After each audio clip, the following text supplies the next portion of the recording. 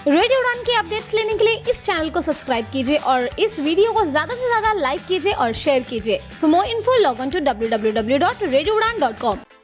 Grocery मंगवानी हो तो ऐप इनएक्सेसिबल, शॉपिंग करनी हो तो ऐप इनएक्सेसिबल, फूड ऑर्डर करना हो तो ऐप इनएक्सेसिबल। अब इनएक्सेसिबिलिटी की छुट्टी, क्योंकि द एक्सेसिबल नेशन ऐप यानी कि टैन ऐप लॉन्च हुई है पूरे एक्सेसिबल फीचर्स के साथ। अगर आप विजुअली इम्पेयर्ड हैं या लो विजन हैं, तो आज ही डाउनलोड करें टैन app by Mahavanti solutions app store या प्ले स्टोर से, जो कि कनेक्ट करता है आपको अमेज़न जैसे ढेरों शॉपिंग स्टोर्स से। तो अब चाहे करनी हो शॉपिंग या मंगवानी हो ग्रोसरी, इंडिपेंडेंटली यूज करें टैन app, one stop solution of your daily shopping needs. ज्यादा जानकारी के लिए ईमेल करें support@buyfromtan.com support@buyfromtan.com। कॉल करें 8209735025 पर। और हाँ, इसी नंबर पर व्हाट्सएप मैसेज करके भी आप फूड ऑर्डर कर सकते हैं। है ना कितना इजी?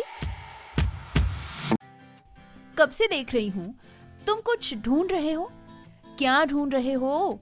मैं एक ऐसी ऐप ढूंढ रहा हूँ जहाँ मैं एक्सेसिबिलिटी से रिलेटेड फीडबैक दे सकूँ या कोई कंप्लेन कर सकूँ, जहाँ मुझे डिसेबिलिटी से रिलेटेड तमाम सर्कुलर्स मिल जाएं, हमारी कम्युनिटी में क्या हो रहा है, आने वाले इवेंट्स के बारे में पता चल जाए, और गवर्नमेंट की डिसेबल्ड के लिए क्या क्या स्कीम्स हैं और उसका बेनिफिट कैसे लेना है। मैं ऐसा एक प्लेटफॉर्म ढूंढ रहा हूँ जहाँ मुझे ये सब कुछ मिल जाए। आज तुम कुछ और मांगते तो वो भी मिल जाता, क्योंकि department of empowerment of persons with disabilities ने एक ऐसी ही ऐप लॉन्च की है जिसका नाम है सुगम्य भारत ऐप, जहां तुम्हें ये तमाम चीजें मिल जाएंगी। तो आज ही सुगम्य भारत ऐप अपने प्ले स्टोर या ऐप स्टोर से डाउनलोड करें। This app is developed by the department of empowerment of persons with disabilities, revamped by Mission Accessibility in collaboration with iSTEM, NAB Delhi and Vision Divyang Foundation. This initiative is supported by the SBI Foundation. आज ही download करें सुगम्य Bharat app.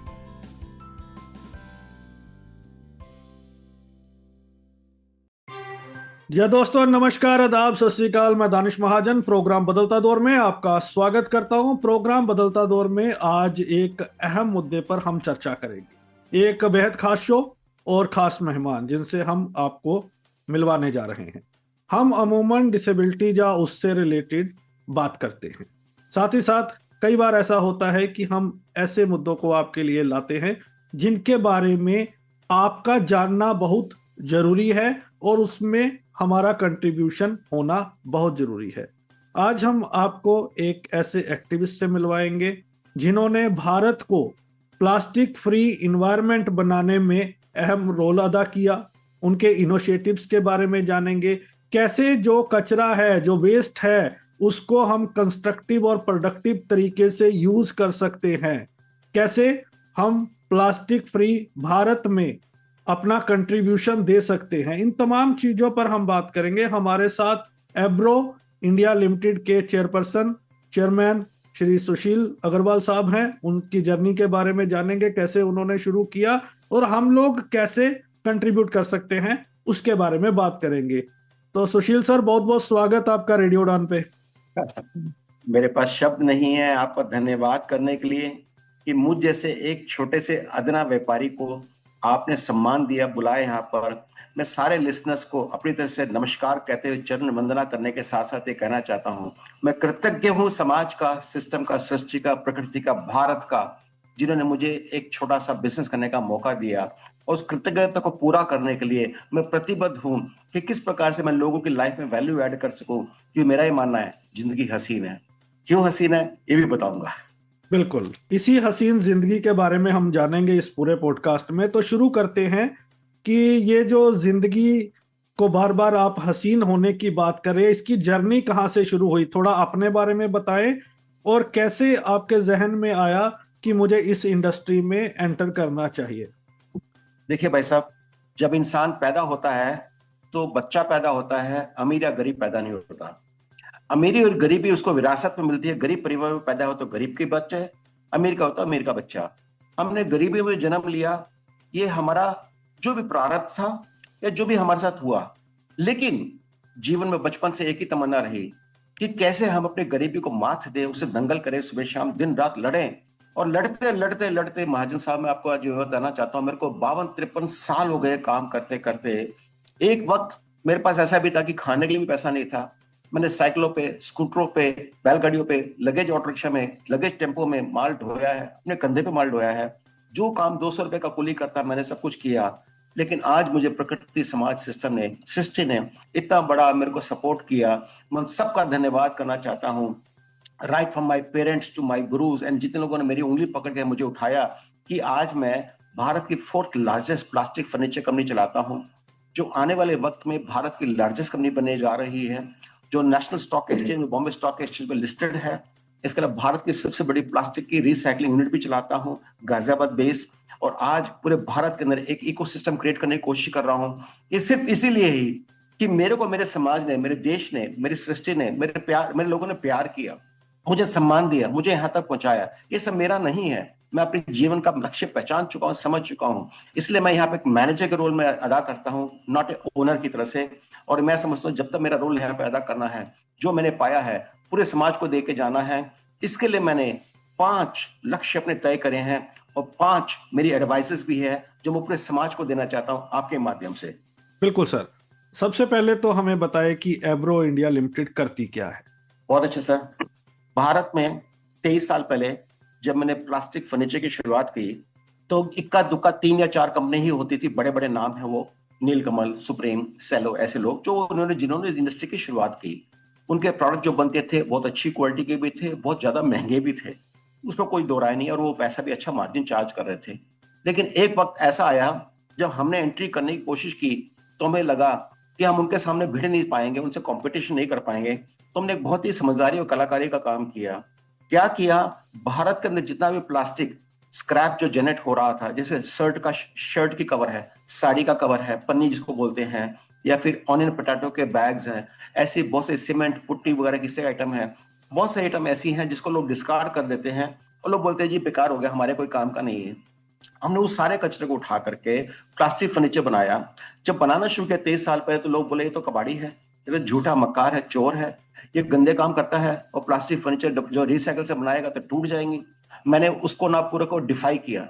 मैंने भारत में पहली बार 3 साल की guarantee की शुरुआत करके जो रेट दूसरी कंपनी को आता था उससे 50% सस्ता दाम दे करके इतनी भी रेंज खड़ी कर डाली कि जहां हम लोगों ने शुरुआत सिर्फ 1-1.5 हजार पीस से करी थी, आज मैं 20,000 पीस फर्नीचर पर डे का बनाता हूं, और पूरा उसमें 80 to 90% हमारा रिसाइकल प्लास्टिक यूज होता है। मेरे इस एफर्ट के कारण भारत में क्या हुआ, लोगों ने पहले मुझे वॉच किया, देखा कि नहीं तो फेल हो जाएगा। जब देखा ये कामयाब हो गया है तो कुछ सालों बाद लोगों ने मेरे को कॉपी करना शुरू किया, और मुझे आज खुशी और गर्व है कि पूरे भारत में 5,000 करोड़ रुपए की इंडस्ट्री का गठन हुआ।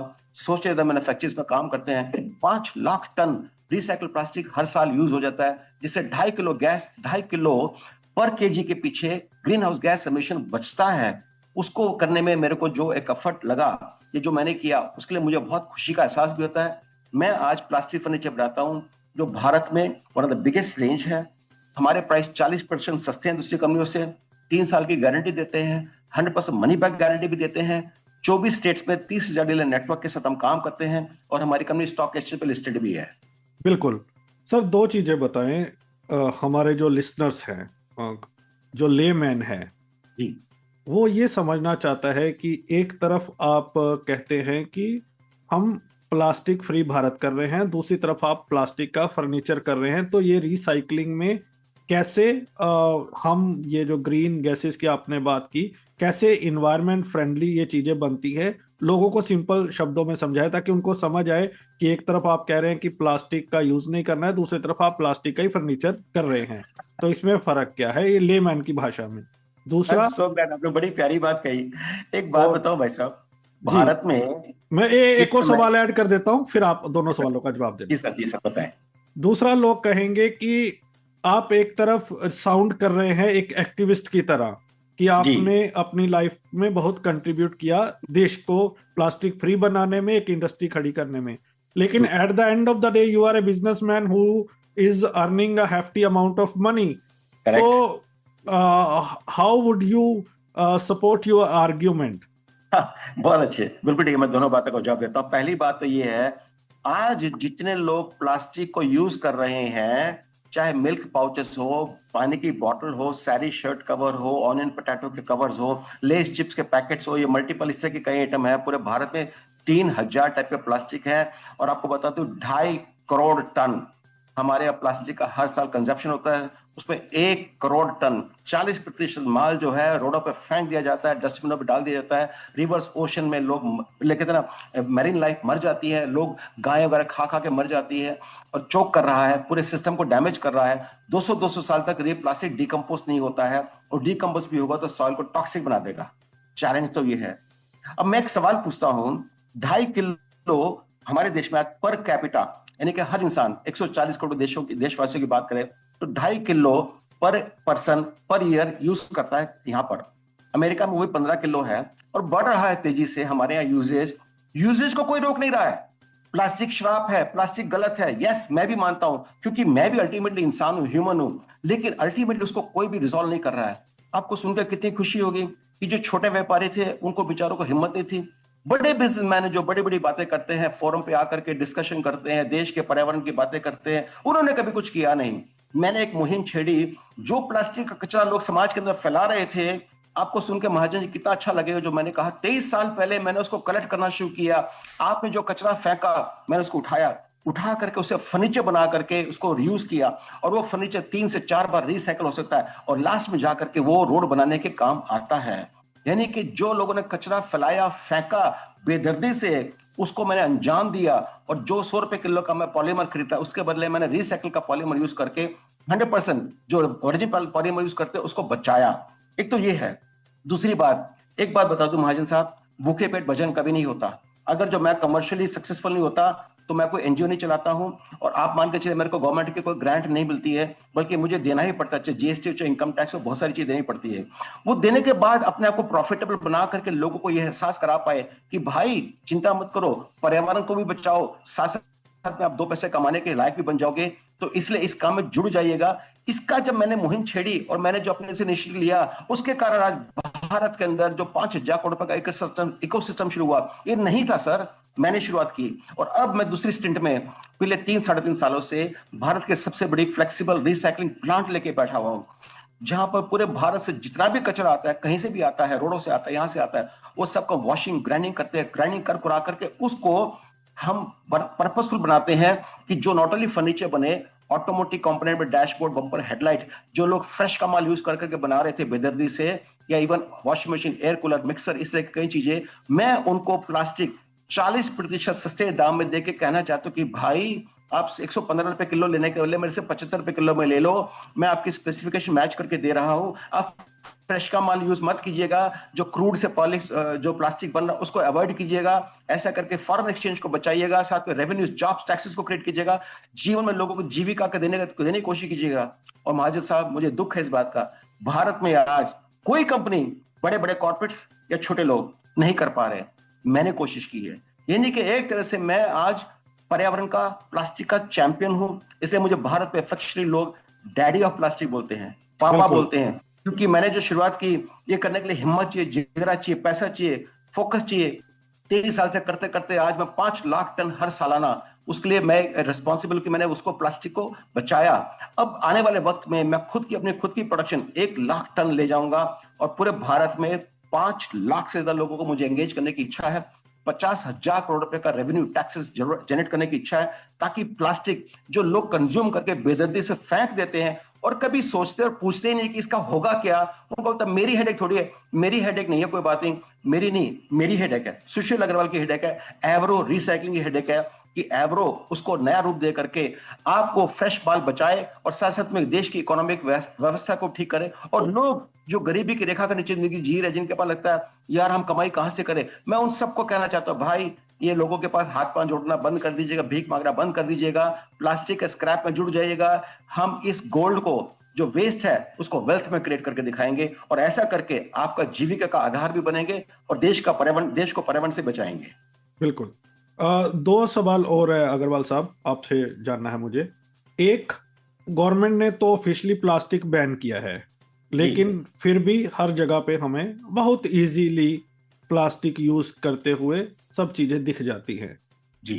From small scale to higher scale, कहीं भी आप चले जाओ तो गवर्नमेंट की पॉलिसी की इम्प्लीमेंटेशन या इन्फोर्समेंट हमें दिख नहीं रही। सर, दूसरा, जो रिसाइकलिंग इंडस्ट्री है जिसको आप हेड कर रहे हो, आजकल मैं जितने भी प्लेटफॉर्म्स में जाता हूं वहां हर कोई एक ना एक शख्स तो मिल ही जाता है जो इसके ऊपर बात करता है, ज्ञान बांटता है और बताता है कि किस तरह से हम पर्यावरण को बचा रहे हैं। लेकिन उसके बावजूद दिल्ली का AQI around 600, 700, sometimes more than 1000। Delhi में सबसे बड़ा जो कचरे का ढेर दिल्ली में, ये तो दिल्ली है। उसके बाद छोटी सिटीज में आ जाओ, अमृतसर में आ जाओ, लुधियाना में आ जाओ, दूसरे यूपी में चले जाओ, बिहार में चले जाओ, हर जगह आपको कचरे के ढेर एज इट इज मिल रहे हैं। सही है। कारण क्या है कि इतनी अवेयरनेस होने के बाद, इम्पैक्ट होने के बाद, इंडस्ट्री लगने के बाद रिजल्ट हमें नहीं दिख रहा?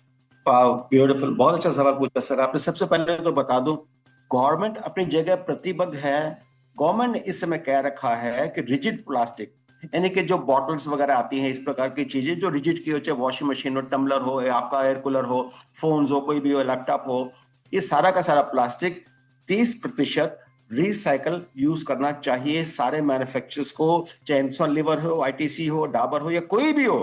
दुर्भाग्य ये है, गवर्नमेंट तो रूल निकाल दिया, इंप्लीमेंट कितने लोग कर रहे हैं? ना के बराबर। क्यों? वो क्या कहते हैं अपने एक्सक्यूज कि जी हमारे को इस प्रकार का दाना कोई देवे तो हम यूज करें, देने वाला कोई है नहीं।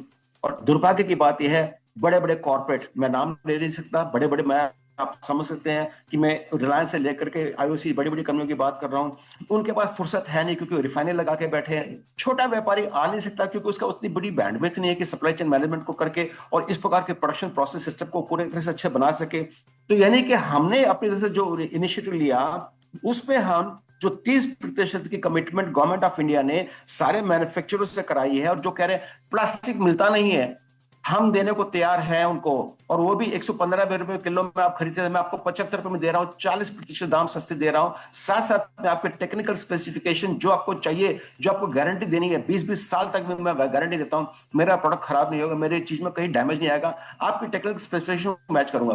पहली बात तो ये। दूसरी बात, महाजन साहब एक बात बताऊं, राशन पे भाषण हर कोई देता है, राशन पे भाषण हर कोई देता है, लेकिन भाषण के बाद राशन कोई नहीं देता।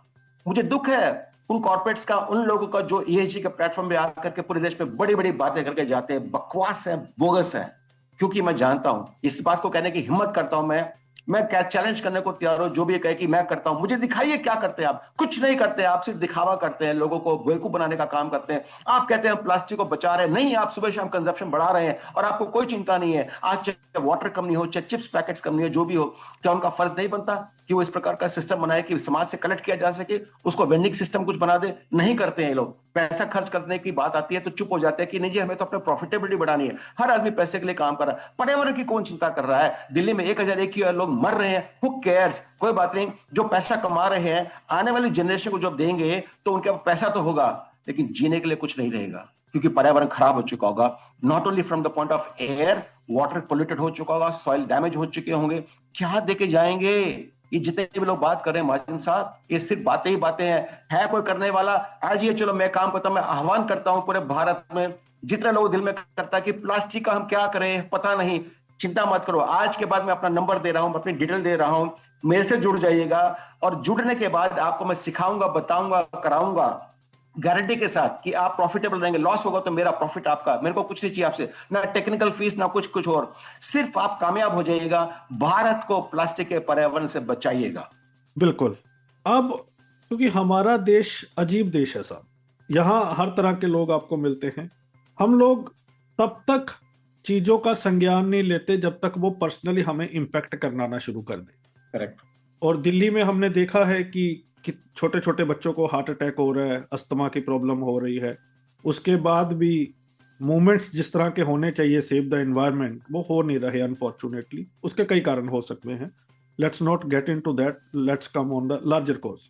अब ये बताएं कि अगर हम आप जैसा काम ना करें जी सर, तो इसके इंडिविजुअल तौर पे हमें क्या क्या नुकसान हो सकता है जी सर, और कंट्री वाइज हमें क्या क्या नुकसान हो सकता है। देखिए सर, ऐसा दोनों ही बातें हैं। आई एम श्योर हर कोई समझता है इस बात को कि कंजप्शन चाहे जितनी बढ़ा लीजिएगा, आज लेट से आपने खाना खाया, खाना लेट से टॉयलेट के रूप में चला गया, जैसे भी चला गया, डिकम्पोस्ट हो गया, वो तो कोई बात नहीं, वो पूरा प्रकृति में सृष्टि मिलकर के ना, सॉइल में मिलकर के अपने आप खाद की तरह बन के काम चल जाएगा। लोहा भी गल जाएगा, बहुत सारी चीज हो जाती है। लेकिन प्लास्टिक की प्रॉब्लम क्या है, 100-200 साल तक ये गलता नहीं है, और गलेगा भी तो उसके अंदर जो केमिकल्स निकलेंगे वो टॉक्सिक, पूरे सॉइल को टॉक्सिक कर देंगे। यानी कि आज हम जो जिंदगी में सोच रहे हैं कि मेरा क्या, मेरे बाप का क्या गया, बाप का तो नहीं जाएगा, आने वाली जनरेशन का जाएगा। जब उनको जो भी, आज आप देखिए हर चीज जो प्लास्टिक में आ रही है सर, महाजन साहब तब सोच के देखिए, वो माइक्रो प्लास्टिक आपकी बॉडी में जा रही है, आपकी बॉडी की इम्यूनिटी और आपका डीएनए चेंज हो रहा है दिन रात, क्योंकि जेनेटिकली मॉडिफाइड आपको कितना, चाहे चावल हो, चाहे गेहूं हो, चाहे बनाना हो, चाहे पाइनएप्पल हो, चाहे अमरूद हो, चाहे एप्पल हो, हर चीज जेनेटिकली मॉडिफाइड आ रही है।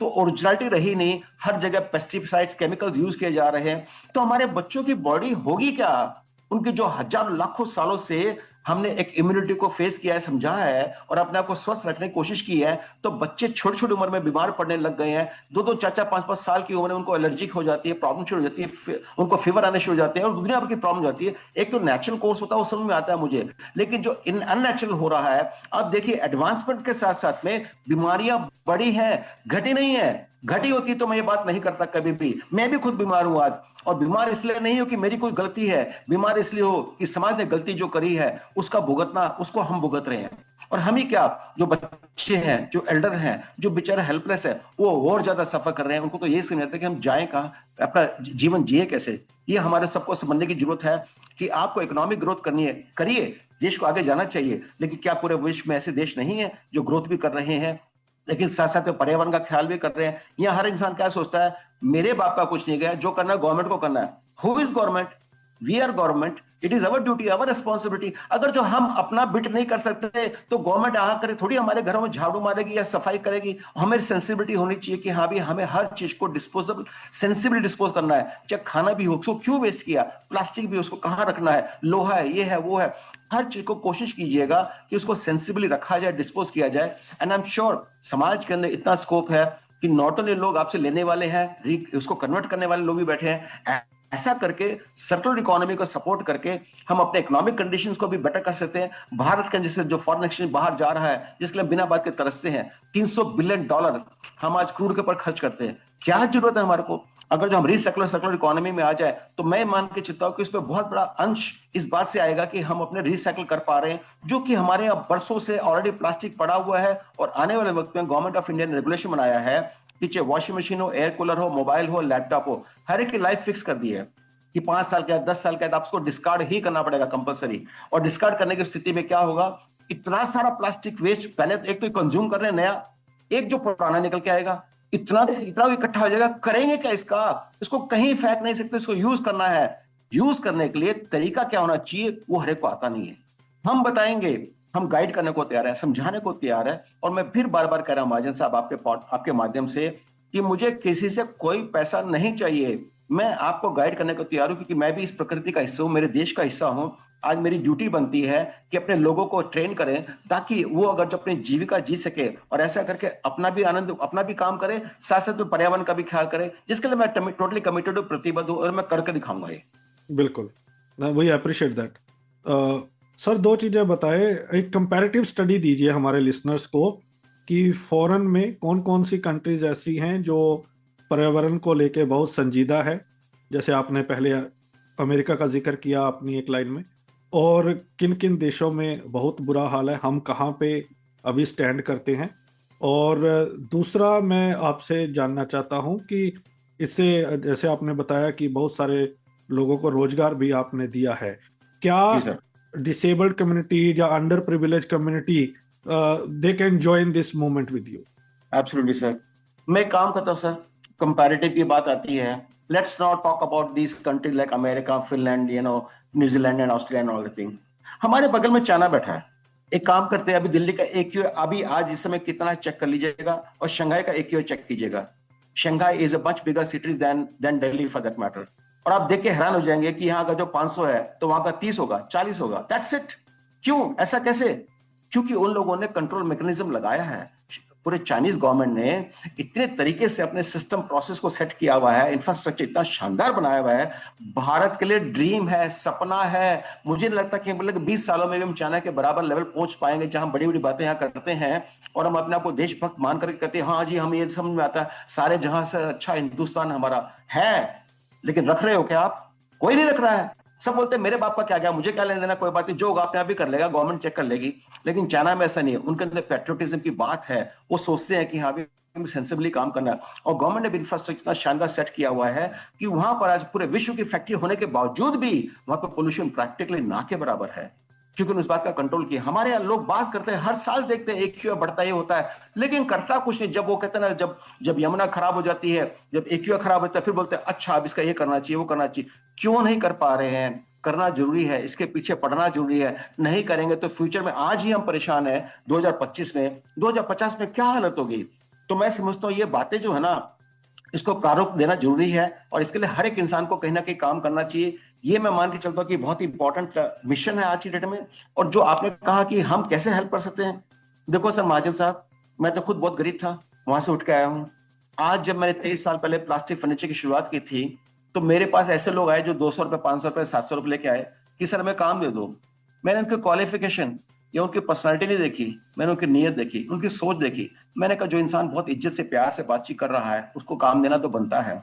ऐसा करके मैंने 23 साल पहले जब शुरुआत करी, तो जिन लोगों के पास ना एक्सपीरियंस था, ना पता था, ना पैसा था, उनको मैंने काम दे करके, क्रेडिट पे माल दे करके उन्होंने इतना पैसा कमाया कि आज वो लखपति नहीं करोड़पति बन गए हैं। और एक नहीं, हजारों लोग ऐसे बन चुके हैं। मैं आज वापस उसी मिशन पे हूँ, क्योंकि भारत की चौथी लार्जेस्ट कंपनी हमारी फर्नीचर की है, बहुत बड़ी रेंज हमारे पास। हम ये चाहते हैं कि पूरे भारत में जहां भी जिसके दिल में आए कि हमें फर्नीचर के ट्रेड में आना है, तो मैं उनको कहीं ना कहीं जो भी चाहेंगे माल देने को तैयार हूँ, क्रेडिट पे देने को तैयार हूँ। उनको ट्रेन करेंगे, गाइड करेंगे, मोटिवेट करेंगे, सिखाएंगे, बताएंगे, समझाएंगे।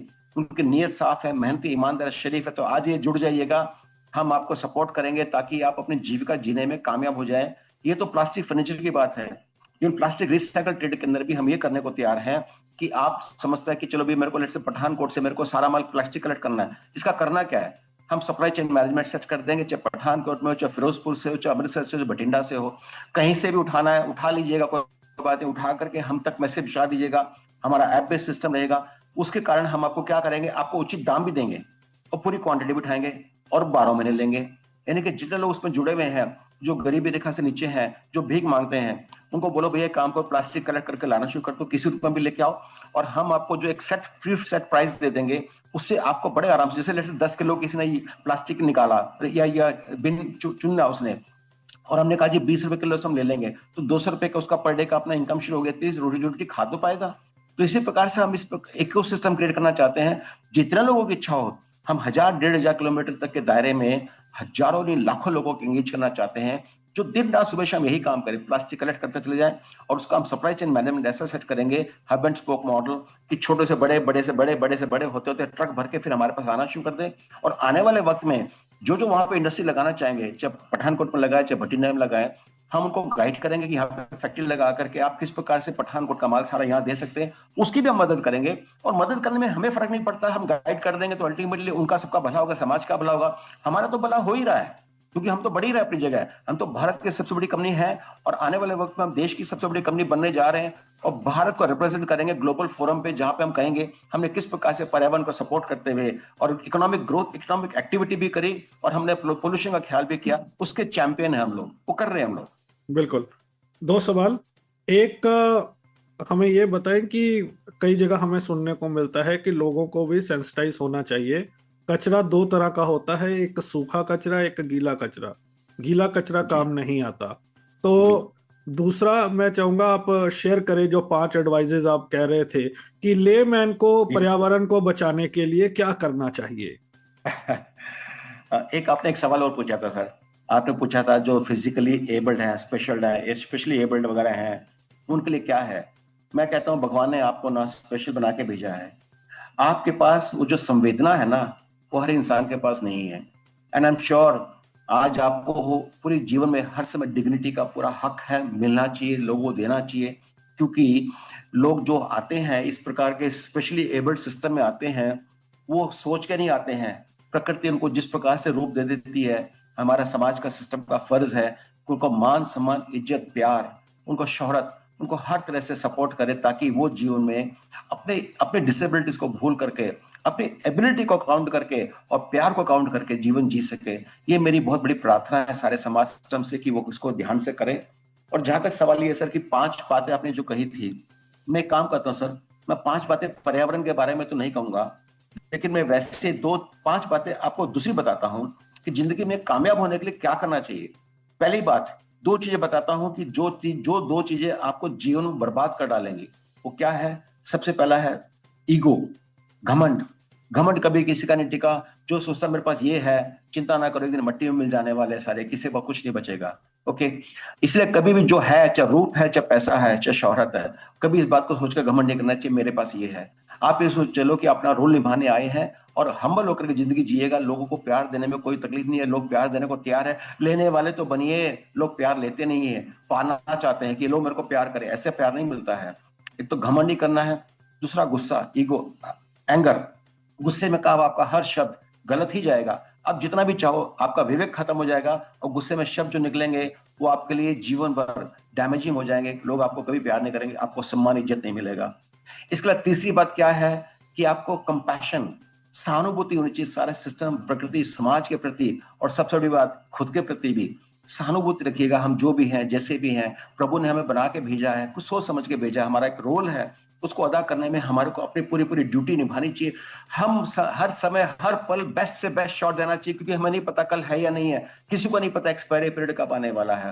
और चौथी बात है फॉरगिवनेस। क्या होता है फॉरगिवनेस? कि जीवन में आपके साथ जिस लोगों ने बुरा किया, अच्छा किया, जो भी किया, कहीं ना कहीं आप जिंदा है ना, खुश है ना, रोजी रोटी मिल रही है ना, पेट में खाना है, तन पे कपड़े हैं, सर पे छत है, तो आप मान के चलेगा उन सबको भूल जाइएगा जिन्होंने आपको कभी कुछ डांटा होगा, बोला होगा, क्योंकि उनके बोलने के कारण ही आप कहीं ना कहीं आगे बढ़ पाए। वरना हो सकता है आप अपने कंफर्ट जोन में जी रहे होते। और अपने साथ साथ में अपने आप को भी माफ कीजिएगा, क्योंकि जब तक आप अपने घर में, अपने दिल में जहरीले वर्ड लेके चलेंगे और यादें लेके चलेंगे, तो बॉडी टॉक्सिसिटी हो जाएगी और अपने मुंह से शब्द निकलेंगे, सारे जहरीले शब्द निकलेंगे। इसलिए अपने आपको माफ करके सोचिएगा कि हाँ, मैं बहुत खुश हूं, मैं फ्री हूं, जिंदगी हसीन है, मुझे कोई फर्क नहीं पड़ता। और 5वीं बात है फोकस, फोकस, फोकस। कुछ भी करना, कुछ भी पाना, लक्ष्य, फोकस कीजिएगा। डोंट डिविएट योर फोकस, इधर से उधर, उधर से इधर। कभी भी अपने दिमाग को इधर उधर घुमाते रहेंगे तो भटकाने वाले बहुत है। सोशल मीडिया से लेकर के, टेलीफोन कॉल से लेकर के, हर आम इंसान जिसके पास काम नहीं है वो आपको भटका रहा है। चिंता मत कीजिए। अगर जो आपका फोकस है, आपका लक्ष्य तय है और आप उस पर काम करते रहेंगे, तो रस्सी भी घिस घिस करके अपना जगह बना लेती है। तो आप भी अपना कोई ना कोई लक्ष्य प्राप्त कर लेंगे और जीवन में कामयाब हो जाएंगे। ये 5 चीजें मेरे पास से है। बिल्कुल। और जो मैंने प्लास्टिक से रिलेटेड आपसे पूछा था, गीला कचरा और सूखा कचरा, और लोगों को कैसे कचरे को इस तरह से देना चाहिए ताकि वो रिसाइकल हो सके, और क्या चीजें हमें नहीं करनी चाहिए जिससे पर्यावरण खराब हो। एक तो क्या है ना, लोगों को यही नहीं पता कि भी ये जो साइन बना रखे हैं डस्टबिन के ऊपर, थोड़े अच्छी जगह पे तो अच्छे डस्टबिन पे लगे रहते हैं, साइन बने रहते हैं कि उस पे किस पे क्या ग्रीन है, रेड है, क्या, या इसको क्या करना चाहिए, ब्लू को क्या करना चाहिए। तो धीरे धीरे अपने आप को पहचानने की कोशिश कीजिएगा। जब आप सेग्रीगेट करेंगे तो क्या होगा ना, आपने से प्लास्टिक यूज किया, या लोहा यूज किया, या बॉटल यूज करी, या कुछ भी यूज किया, या खाना पीने का पैकेट था आपने उठा के फेंक दिया, कुछ भी फेंक दिया, तो गीला कचरा तो नॉर्मली ऐसा डिकम्पोस्ट हो जाता है, कोई बड़ी बात नहीं है इसके अंदर। सूखा कचरे में डिपेंड करता है कि सूखे में क्या आइटम उसके अंदर है। तो यानी कि अगर जो हम सेग्रीगेशन पहले से करके चलेंगे तो उसका अपसाइकलिंग, यानी कि उसको सही जगह पहुंचाने में बहुत ज्यादा मदद मिलेगी। अगर सब कुछ मिल जाता है, जैसे लेट्स से मान के चलिएगा, जो गटर के अंदर प्लास्टिक पड़ा है, या लोहा पड़ा है, कुछ भी पड़ा है, वो किसी का काम नहीं आता, क्योंकि इतना डिकम्पोस्ट हो चुका होता है, इतना खराब हो चुका होता है। उसको सॉलिड वेस्ट मैनेजमेंट के अंदर ज्यादातर लोग उसको उठा करके जला देते हैं, क्योंकि इसी काम नहीं आता। लेकिन जो घरों में आपके यहाँ आप डस्टबिन फेंकते हैं, मिल्क पाउचेस हैं, बॉटल्स हैं, या आपके सारी शर्ट कवर हैं, आपके लिनो बैग्स हैं, ऐसी कई चीजें हैं, वो सारी की सारी 100% बहुत ही प्यारी तरह से रिसाइकलेबल है, उससे इकोनॉमिक वैल्यू क्रिएट की जा सकती है। तो आने वाले वक्त में आप जिसको भी कबाड़ी को दे रहे हो, या आपके पास RW में लोग आते हैं, रोज गाड़ी में सामान लेके जाते हैं, उनको पूछिए भैया इसका क्या करते हो, और अगर जो उनको नहीं पता कि क्या करते हैं तो चिंता मत कीजिए, आप हमारे साथ जुड़ जाइएगा, हम गाइड करेंगे आपको कि उसको कैसे अपनी सही जगह पर पहुंचाना है, ताकि आने वक्त में आपकी जागरूकता काम आएगी समाज के। और उनको जो कबाड़ जो उठा, वो कबाड़ी नहीं है, मैं माफी चाहता हूँ, वो तो बल्कि हम कबाड़ खड़ा करते हैं, वो उठा के लेके हमारे कबाड़ को साफ कर रहे हैं। तो उनको अगर जो गाइडेंस मिल जाए कि भैया आपको इस प्रकार से इसको डिस्पोज करना है, यहां तक पहुंचाना है, इसको ना आज लेट से 100 रुपए किलो का प्लास्टिक है, उसको 20 रुपए के काम में नहीं लेके आना, उसको 100 रुपए के वैल्यू पे क्रिएट करके उसको लोगों तक पहुंचाना है, उसको उससे प्रोडक्ट बनाने हैं, जिससे कि हमारे को रिसाइकलर या सर्कुलर इकोनॉमी या रिसाइकल के अंदर एक बहुत बड़ी मदद मिले, और मैंने जैसे कहा उससे इकोनॉमिक एक्टिविटी भी होगी और देश का कल्याण भी होगा। बिल्कुल सर, तो लोग कैसे जुड़ सकते हैं? आप अपनी कॉन्टेक्ट डिटेल्स, वेबसाइट या ईमेल शेयर कर दें। Yes. और क्या मैसेज Yes, रहेगा sir. आपका हमारे लिसनर्स के लिए? बिल्कुल सही है सर। ऐसा है कि भी मैं ये बात कहना चाहता हूं कि आपने मुझसे 5 बातें पूछी थी, मैं 5 मिशन भी अपने बताना चाहता हूं सबसे पहले, एंड करने से पहले, बिकॉज ये बहुत एसेंशियल है। पहला मिशन तो मेरा ये है, भारत में जितने लोग चाहते हैं कि हमें बिजनेस मिले, हमारे पास क्वालिफिकेशन नहीं है, पैसा नहीं है, चिंता ना करें, आप हमारे साथ जुड़िएगा, हमसे मिलिएगा, हम आपको एसेस करेंगे, इवैल्यूएट करेंगे। अगर जो आपका मेहनत है, ईमानदारी है, शराफत है, नियत है, तो आपको इससे ज्यादा बड़ी क्वालिफिकेशन नहीं चाहिए, हम आपको माल देने को तैयार हैं, आप कामयाब हो जाइएगा, उसके लिए हम आपको सपोर्ट करेंगे। पहला प्रण। दूसरा प्रण ये है, रिसाइकलिंग के बिजनेस में जितने लोगों को जुड़ना हो, और ये गोल्ड जो प्लास्टिक गोल्ड के रूप में है, इसको कन्वर्ट करके हमारे तक पहुंचाया जाए, ये हमारे पास सेग्रीगेट करके पहुंचाया जाए। जैसे कोई कबाड़ी हो, NGO, फ्रीलांसर हो, कोई भी स्टूडेंट्स हो, उनके दिल में आता हो हाँ जी हमें भी कुछ करने की इच्छा पर्यावरण के लिए, समाज के लिए, आइए जुड़ जाइएगा, मुहिम बनाते हैं, मिल करके काम करेंगे, और इस प्रकार से प्लास्टिक को रिकवर करके लोगों को जीविका को देने की कोशिश करेंगे। सेकंड प्रण। थर्ड प्रण मेरा ये है सर कि मैं तो खुद बहुत गरीब था, तो उसी अभाव में कॉलेज नहीं जा सका, लेकिन आज मैं करीब 40 से ज्यादा कॉलेज में जाता हूँ और BTech MBA फार्मा स्टूडेंट्स को ट्रेन करता हूँ। पूरे भारत में मुझे याद नहीं, लेकिन 1 मिलियन यानी कि 10 लाख से ज्यादा बच्चों को मैं ट्रेन कर चुका हूँ पिछले 17-18 सालों के अंदर। आज अगर जो पूरे भारत में किसी कॉलेज को मेरे डिस्कशन की जरूरत है, 3-3.5 घंटे का मेरा सेशन था, मैं लवली प्रोफेशनल यूनिवर्सिटी में भी आ चुका हूँ, जालंधर में मैंने सेशन किया है वहां पर, तो मैं पूरे भारत में जहां कहेंगे वहां जाने को तैयार हूँ। मुझे किसी कॉलेज से कुछ नहीं चाहिए, 1 रुपए भी ना आने जाने का, ना फ्लाइट का, ना टिकट, ना होटल का, ना किसी का, मैं खुद अपना पैसा खर्च करूंगा, आऊंगा आपके यहाँ, बच्चों को 3 घंटे का सेशन देके मेंटरिंग गाइडेंस दूंगा, उनको इंडस्ट्री विजिट करनी है, और उनको अगर जो इंटर्नशिप पे आना है वो सब कुछ दूंगा। ये देश की फैक्ट्री है, उनके काम आएगी, तो वो मैं करना चाहता हूँ। चौथा मेरा प्रण है, मैंने 25 सालों से ऑर्गन डोनेशन पे, अंग दान पे मैंने बहुत काम किया है, और उसमें काम करते करते मुझे याद नहीं, जैसे मैंने आपको कहा कि 10 लाख से लोगों को मैं प्लेज करवा चुका हूं कि आप जाने के बाद अपने जीवन में जो आपका शरीर है, जो मिट्टी में मिल जाने वाला है, क्यों नहीं उसमें से अंग दान करके जाते। 36 ऑर्गन दिए जा सकते हैं जो सही हो, और मैं समझता हूँ कि भी ऐसा करने से जितने लोग बेचारे आज हॉस्पिटल में गिर रहे, हॉस्पिटल में पड़े हुए बहुत समय से, और सोच रहे कि उम्मीद कर रहे हैं कोई हमें किडनी मिल जाए, कोई हार्ट मिल जाए, कोई कुछ मिल जाए, कोई पैंक्रिया मिल जाए, ऐसा मिल जाए, वैसा मिल जाए, उनका सपोर्ट कीजिएगा। मैंने 25 साल पहले प्रण लिया था अपनी देह दान का, और ऑलरेडी मैं कमिटेड हूँ, इस काम को मैं दिल खोल के कर रहा हूँ। और 5वां मेरा प्रण है कि भारत के अंदर जैसे आज स्पेशली एबल्ड लोगों को इग्नोर किया गया है बहुत समय तक, उनके पास रैंप्स नहीं होते हैं, उनके पास उस प्रकार के मार्किंग सिस्टम नहीं होते, वो बहुत ही दुर्भाग्य की बात है। इसी प्रकार से एक वर्ग को जो कि किन्नर समाज कहा जाता है, जिसको मैं आशीर्वाद समाज कहता हूं, उसको इग्नोर किया जाता है। वो कभी भी कहीं नहीं मिलते आपको, देखिएगा आप, लेकिन क्या उनके इमोशन नहीं है? क्या उनके दिल में कोई चीज नहीं धड़कती? उनसे हम पूछते आप काम क्यों नहीं करते, बोले हमको बाबू कोई काम देता नहीं। दुर्भाग्य है। मैं एक फैक्ट्री सेट करने जा रहा हूँ जहां पर किन्नर समाज के लोग ही उसको ओन ऑपरेट करेंगे, उन्हीं की प्रॉफिटेबिलिटी होगी, और ऐसा करके मॉडल फैक्ट्री क्रिएट करने के बाद पूरे भारत में हमारी इच्छा और कोशिश ये रहेगी कि भी ऐसे ही बाकी फैक्ट्री लोग लगाते चले जाए, और इस किन्नर समाज को जो पूरे कहते हैं समाज के से लुप्त हो चुके हैं, पता नहीं कहाँ है कैसे जिंदगी जीते हैं, उनको जीवन जीने का मौका मिले, ये मेरी कोशिश है सर। ये 5 प्रण मैं अपने जैसे करना चाहता हूँ। मैं चाहता हूँ कि जिसके दिल में भावना हो, अगर देश को प्यार करते हैं, देश के प्रति कुछ भी आपको करने की इच्छा है, और आपको लगता है मेरे दिल में ये बात है, इसको कैसे कहा जाए, कैसे करा जाए, तो मुझसे सलाह मशवरा कर सकते हैं। हमारी कंपनी AVRO एवरो इंडिया लिमिटेड इसके नाम से भी है। हमारी कंपनी की वेबसाइट है AVRO एवरो फर्नीचर.com, या एक और कंपनी है avrorecycling.com, इन पे आप जाएंगे। और इसके अलावा हमारा मोबाइल नंबर जो नेशनल नंबर हमारा है 9910039125, यानी कि 99-100-39-125। मैं अपनी ईमेल आईडी, अपनी पर्सनल ईमेल आईडी दे रहा हूँ जिस पे लोग मेरे से कनेक्ट कर सकते हैं। AVON, that is AVON SKA, Sushil Kumar Agarwal, A1 that is, इसको जब लिखेंगे तो A1SKA@gmail.com, इस पे आप मेल भेजेंगे तो ये मेरा पर्सनल ईमेल आईडी है 30 साल से, मैं इस पे मेरे पास आ जाएगी। मैं आपको जो सहायता जिस प्रकार से भी चाहिए, किसी को भी समाज में, देश में, मेरे भारत को बनाने में मेरी जान जाती है तो मैं अपना रोम रोम देने को तैयार हूं। अपने हर खून की आखिरी सांस, आखिरी बूंद तक भी इस देश के लिए दूंगा। ये मैं कमिटेड हूं और मैं देश को बहुत प्यार करता हूं और देशवासियों को भी। थैंक यू सर, आपने बहुत अच्छा इनिशिएटिव लिया जो किन्नर समाज को, ट्रांसजेंडर समाज को आप एम्प्लॉयमेंट देने जा रहे हैं। ऐसा हम भी कामना करते हैं कि पर्सन्स विद डिसेबिलिटीज के लिए कि एक आप फैक्ट्री लगाएं जो पूरी तरह से वही हेड करे और अपना कंट्रीब्यूशन दे और अच्छी एम्प्लॉयमेंट कमा सके। तो उम्मीद है कि इस पर भी आप ध्यान देंगे क्योंकि आपका विजन बहुत ब्रॉड है, आप बहुत अच्छा काम कर रहे हैं। हमारी ओर से आपको बहुत बहुत शुभकामनाएं आपके फ्यूचर एंडेवर्स के लिए। बहुत बहुत धन्यवाद सर। मैं आपका दिल से आपको धन्यवाद करना चाहता हूं कि आपने मुझे बोलने का मौका दिया। 1 मिनट नहीं, मोर देन 35-40 मिनट्स हो चुके हैं और मैं देश का भी कर्जदान हूं। मेरे सर पे, मेरी आत्मा पे देश का कर्जा है और मेरा फर्ज है। जो कर्जा मेरे पर है, जो समाज ने मुझे प्यार, मान, सम्मान, इज्जत दिया, वो देश को देके जाऊं। जिसको लेना है ले लीजिएगा, मैं आपके लिए अवेलेबल हूँ। बहुत बहुत धन्यवाद। जय हिंद। Thank you sir.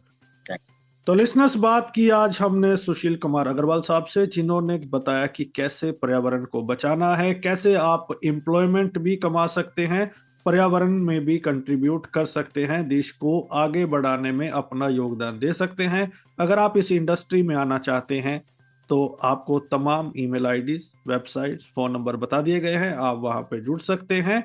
इस शो के डिस्क्रिप्शन बॉक्स में भी हम आपको वेबसाइट्स, ईमेल के लिंक प्रोवाइड करवा देंगे।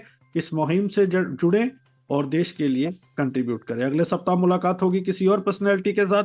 दीजिए इजाजत, सुनते रहिए radio Udaan, flight of life. Bye bye. बस कॉल करो हमारी वाणी। क्या आप दिव्यांग हैं? क्या आप अपने भविष्य को लेकर चिंतित हैं? क्या आप जानना चाहते हैं अपनी कम्युनिटी के बारे में या जुड़ना चाहते हैं अपने जैसे लोगों से? तो अब वक्त है एक कदम आगे बढ़ाने का। ये है हमारी वाणी। ना स्मार्टफोन, ना इंटरनेट, सिर्फ अपनी आवाज से जुड़ो दिल से। डायल करें 9266344222। हमारी वाणी, आपके लिए, आपसे और आपके साथ। यार, हमारी हिंदी की परीक्षा कब है? शेड्यूल तो है लेकिन सब टेबल में है, पढ़ा नहीं जा रहा। मुझे भी यही दिक्कत थी, लेकिन अब मैं स्मार्ट ऑन यूज करती हूँ। Smart on? सुनो, मीरा, हिंदी की परीक्षा कब है? डॉक्यूमेंट से बताइए। आपकी हिंदी की परीक्षा गुरुवार सुबह 10 बजे है। ओह, इतनी जल्दी बता दिया? हाँ, बस मीरा से पूछो। अब डॉक्यूमेंट्स पढ़ने की टेंशन नहीं। स्मार्ट ऑन दृष्टिबाधित छात्रों के लिए पढ़ाई को आसान बनाता है। आपकी आवाज, आपका साथी। People's Forum, founded in 1989, supports homeless and destitute individuals with mental illness in Odisha. Through initiatives like Mission Asha, Asha Lok and DMF Ashray, it runs 24/7 shelter and rehabilitation homes. The organization provides medical care, psychotherapy, counseling, life skills training, and long-term rehabilitation through a complete model of rescue, treatment, training, and family reunion. People's Forum has supported 5,000 plus individuals, with 1,700 currently in continuous care across centers in multiple districts of Odisha. For more information, visit www.peoplesforum.in.